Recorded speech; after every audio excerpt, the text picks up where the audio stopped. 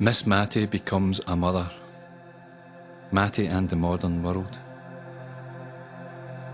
The internal combustion engine from iron ore to finished steel, petrochemicals, oil to petroleum to plastic to paint, nowhere for bodily fluids, this the stuff of a dead biology, a bygone time, lost, without gender, sex or love, only production and machinery, the minds of economics and money, science and sand, rational and irrational as the chaos of weather, ferocity of a climate somehow less than human, yet human in the making, in the work, skill, time and energy. Is this a male or female thing, or just a thing, free of people's plans, just necessities for progress and destruction, creation of void, but even within the void there are spaces, places for women, men and children to live. Matty, exotic and Scottish. Matty sleeps well, women of apparitions, auras, force fields, folk dances, magnetic flux, dangerous drugs. Matty melts into a female Aztec tribe lost in a long-forgotten corner of rainforest. Her nerve fluids breathe in spine and skull, telling her of other spaces, parallel times, places where dreams are alive, where love flows timeless, pulses through space in infinite shapes from spiraling helix to dodecahedron and back into creation myths, the rhythm of dance, flood of the moon, expansion of stars, and children of the 60s play political science, cosmic harps, social control, street games. These children pose as scientific gods, towering above the myth of dream, drumstruck, dream speak, from Newton to Einstein and back to the dreams of the first breathing woman, back to Miss Matty. Spirit. Matty has no religion but her own wild faith in sad humanity and the vision of her dreams, day, night, dawn, dusk, pipe, heart, wet, drumming, rainwater dreams, blind faith and insight, brighter than daytime eyes. What religious irreligion, such as the spirit of Matty. Fluids. Matty thinks she's some kind of shaman Mother Earth fuck good witch, you don't come the cunt with her. That's the flavour of her juices, rich of the earth, of the dark soil of the earth, of the crimson blood of the earth, of the sweating, degrading decay of the earth, molten and flowing, metamorphic and volcanic, brutal, burning and exotic to her paltry human skin. Matty's alright but, cool and tough but, just like a woman. That's how I think about the woman Matty, then what she'd see if she looked at me now with her prophetess eyes that melt your bones. She knows how men like to look at women and how to look back at men, right into their eyes, as if there was religious depth in the iris. Ignore the whites, it always has to be the iris, rich with life-colour blue and weeping green, precious emerald, brown and common as muck, but therein an ocean of creation, wild colours not often found unless you look long into the iris.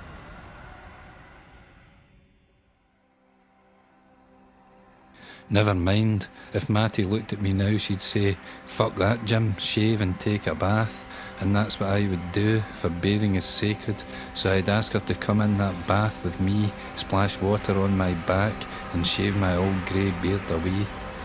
Go on, she'd ask, what's your favourite punctuation mark? I'd muse on the stupidity of the question and the fun of it, come on her milky white teeth as if it had meaning. My fluids too, perhaps, are of the earth, the soil and rock, volcano, earthquake, rainforest, desert, impotent unless you know where to look. Ah, Matty, electric, shocking, lover that you were.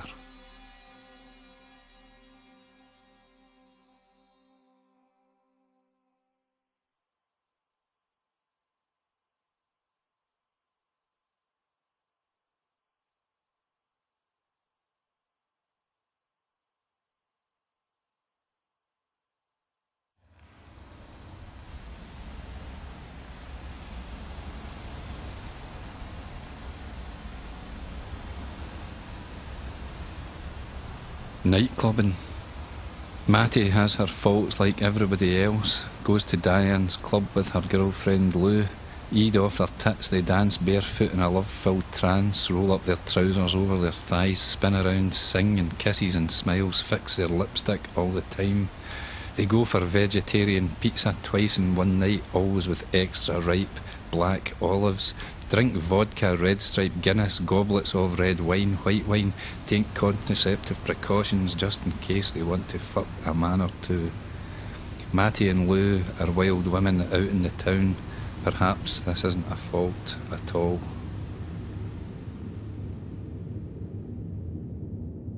Drought and its opposite. Where it is dead dry, without water and blood, oil and lava, without the flow that lets things move, live, breathe, be themselves, in themselves and of themselves, being as a storm. A storm is only half itself without the rushing rains, destroying and remaking life anew. With dryness comes death, desert crawling over the corpse, cropped, sterile, shifting quartz, its Arab momentum letting nothing new flourish, grow as itself, in itself, of itself, free. Drought is the opposite of freedom. It grates against life in its ugliness and horror. It grates against life's beauty and despair. Drought is the opposite of freedom, homophobic fascist torture of all that might flower.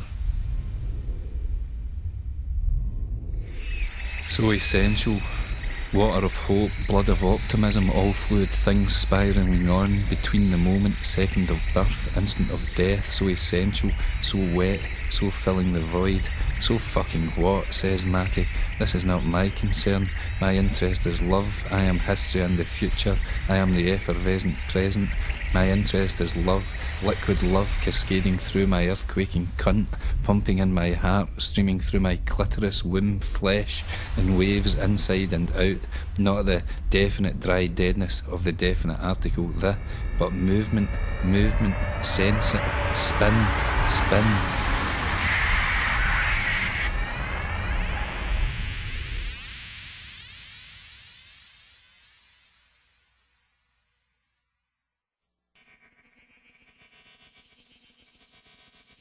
Pregnant.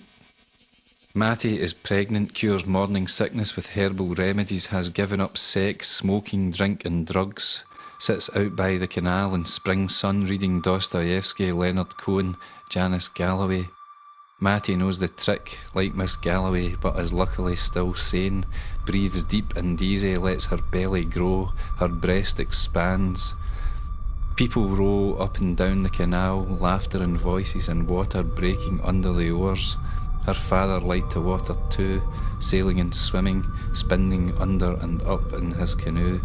Sunday is her favourite day to sit, so busy with boats and mothers with children, and fathers looking somehow bewildered, as if the women could send them a message of wisdom, tell them telepathically what they are for. Somehow fathers don't know anymore. Matty grows, speaks always to her child inside, and grows again till her water breaks, brings to the world a new flood of life. Out into this world, tiny little thing. No sooner has the pain gone, she revels in founders, in vibrancy and doubt. Her mind a moody trapeze, retreats to the void for solace and strength.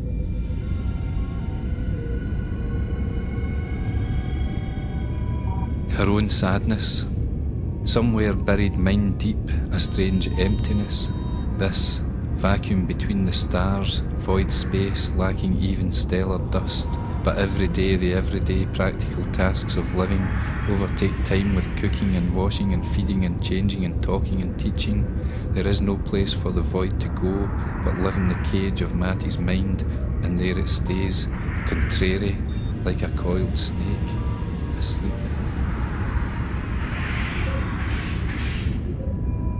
Matty contemplates a silence. This groundwork takes too long. Elites are alive, consuming now the quiet water. Silence seems content to contain its own demise, show as ads for freedom and doubt, the eradication thereof.